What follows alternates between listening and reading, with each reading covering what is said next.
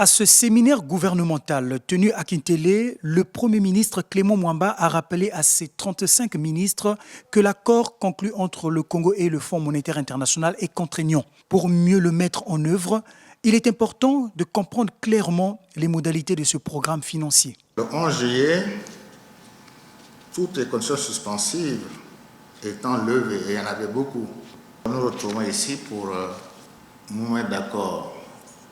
À partir de cet accord qui devient une obligation pour nous, avec toutes les mesures extériorisées qui sont 48, plus celles du Fonds monétaire, celles de la Banque mondiale et de la BAD, puisqu'ils sont censés nous accorder des appuis budgétaires, nous avons, au-delà de toutes ces différentes mesures, à continuer à gérer notre budget, à continuer à faire fonctionner l'État, et surtout tenir des calendriers.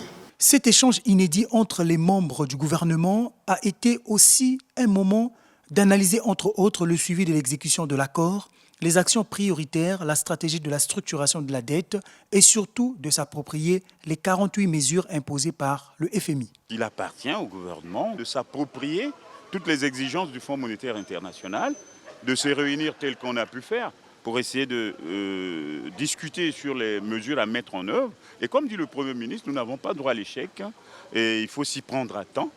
Il faut faire en sorte qu'en respectant les exigences du programme, nous ne retombions pas dans les mêmes travers.